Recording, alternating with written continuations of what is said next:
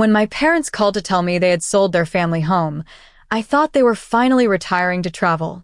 But then my mother casually dropped a line that made my blood run cold. "We're moving into your beach house tomorrow. Your dad said it's fine, and if you don't like it, you can find somewhere else."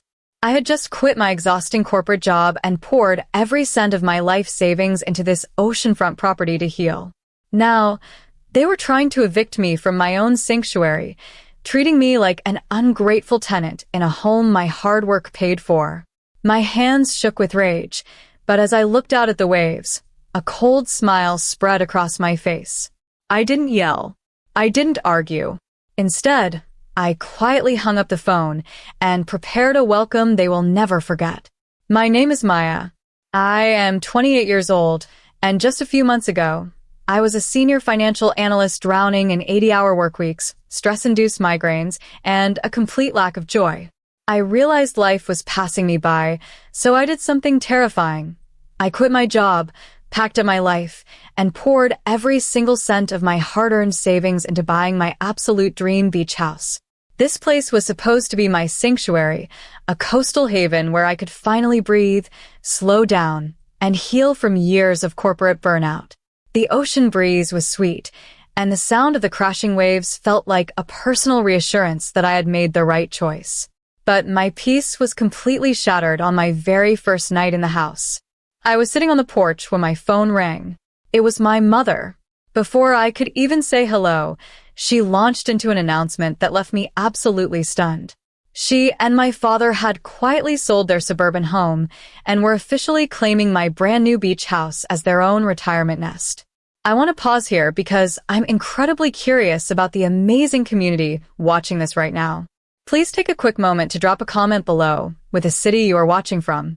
I absolutely love seeing just how far my story has reached across the world. Now, as I sat frozen in a state of absolute shock, my mother's voice pulled me right back to a harsh reality I wasn't prepared for. To truly understand how my parents could casually decide to seize my home, you have to understand the toxic dynamic I grew up with.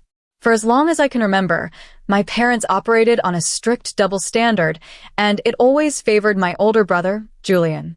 Julian was the golden child who could do no wrong, despite a lifetime of terrible decisions. Every time he failed a college course, crashed a car, or ran up thousands of dollars in credit card debt, my parents immediately swooped in to bail him out, draining their own savings to keep him afloat. Meanwhile, I was expected to be the invisible, low-maintenance daughter. When I graduated at the top of my class and secured my high-paying corporate job through sheer grit, there were no celebrations, no praise. They just viewed my success as a financial safety net for the family. My parents spent decades treating my hard work as a collective resource, while giving all their warmth and affection to Julian. They expected me to constantly sacrifice my own happiness and stability to fix the messes they all made together. They honestly believed that because they gave birth to me, they had an automatic right to everything I built. As I sat in the quiet of my new living room, listening to the echo of my mother's arrogant demands, decades of suppressed resentment finally hardened into absolute clarity. I realized that if I didn't stand up to their toxic entitlement right now, they would happily consume my entire life. The morning after that devastating phone call, the true scale of their audacity became undeniably clear. My phone lit up with a relentless barrage of text messages from my mother, and she wasn't asking for permission. She was issuing decrees. She laid out a list of strict house rules that she expected me to follow in my own home. She demanded that I clear out the master bedroom immediately so she and my father could settle in comfortably.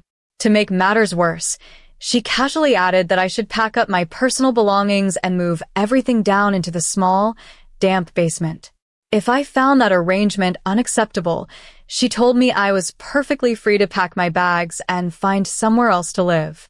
My hands shook with absolute rage as I read the words on the screen, but instead of panicking or giving in to the familiar family guilt, I took a deep breath and forced myself to think like the financial analyst I used to be.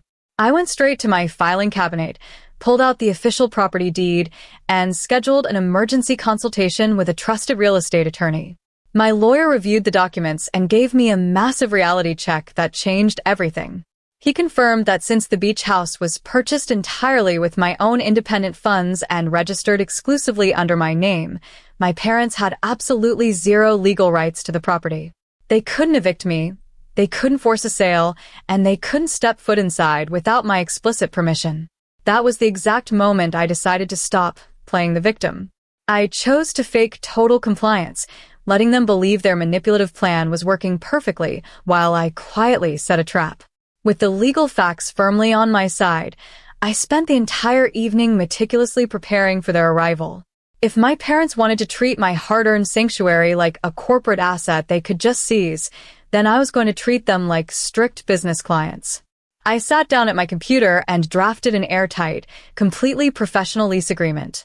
I researched the highest possible market rent rates for oceanfront properties in the area, doubled it, and set that as their monthly obligation. I added clauses requiring a massive, upfront security deposit, mandatory renter's insurance, and severe financial penalties for any unauthorized alterations or property damage. Next, I went to work on the house itself to secure my personal space. I called a local technician who arrived within hours to install a high-end smart security system. We placed visible cameras at every entrance and digital keypad locks on the doors of the main master suite, which I intended to keep entirely for myself. My parents expected to walk into a defenseless household where they could dictate terms, but I was transforming it into a high-security fortress. By midnight, the trap was fully set. I printed out 2 copies of the brutal lease agreement, grabbed a fresh pen, and placed them right in the center of the kitchen counter. It was the exact spot they would have to pass the moment they walked through the front door. As I finally went to bed, listening to the soothing waves outside, I didn't feel an ounce of fear anymore. I just felt a cold, calm anticipation for the grand performance that was about to unfold the very next morning. The next morning at exactly 10 o'clock, a massive yellow moving truck rumbled into my driveway, followed closely by my parents' sedan. I stood by the window, watching them step out of their car with an unbearable air of triumph. My mother didn't even bother to knock. She burst through the front door, her eyes scanning the foyer as if she were a queen inspecting her new kingdom. My father strode in right behind her, completely ignoring me as he began directing the moving crew on where to place their heavy oak furniture. "Maya, don't just stand there," my mother commanded sharply, gesturing toward a stack of suitcases outside. "Start carrying these bags up to the master bedroom and make sure the movers don't scuff our walls." I didn't move an inch. I just smiled, walked over to the kitchen counter, and picked up the thick manila folder. "Before anyone unloads a single box," I said, my voice cutting through the noise with absolute composure, "we need to finalize the paperwork." My mother laughed, a dismissive sound that echoed through the high ceilings. "What paperwork? Don't be ridiculous, Maya. We're your parents." I calmly handed her the comprehensive corporate lease agreement. She snatched it from my hand, her eyes scanning down the page until they hit the highlighted sections showing the astronomical monthly rent and the massive upfront security deposit. I watched the arrogant entitlement instantly shatter from her face. She went completely rigid, her skin turning a sickly shade of pale as she stared at the binding contract. She turned to my father, her voice trembling as she gasped, "Edward, look at this. She's trying to make us pay." Rage erupted in the foyer the moment my father snatched the papers from my mother's shaking hands. "What is the meaning of this, Maya?" he roared, his face turning a dangerous shade of crimson. "We are your parents. We raised you, we fed you, and now you have the audacity to treat us like strangers? This is a complete betrayal of our family values." My mother chimed in, her voice screeching with synthetic tears as she tried to weaponize the ultimate family guilt trip. "After everything we've done for you, you're going to evict your own flesh and blood? You are a cold, heartless, ungrateful child." I stood perfectly still, letting their desperate anger wash over me without flinching. The old Maya would have broken down and apologized, but the woman standing before them now was entirely different. I looked my mother dead in the eye and threw her very own cruel words right back at her face, referencing the exact threat she had made just 24 hours ago. "If you don't like it, you can find somewhere else." The absolute shock that crossed their faces was priceless. I reached into my pocket, pulled out my phone and checked the time. "I am giving you exactly 10 minutes," I said, my voice dripping with cold, unyielding authority. "You will either sign that lease right now and transfer the security deposit, or you will instruct these movers to put your things back in that truck and get off my property. If you are still standing here in 10 minutes, I am calling the sheriff to have you arrested for criminal trespassing."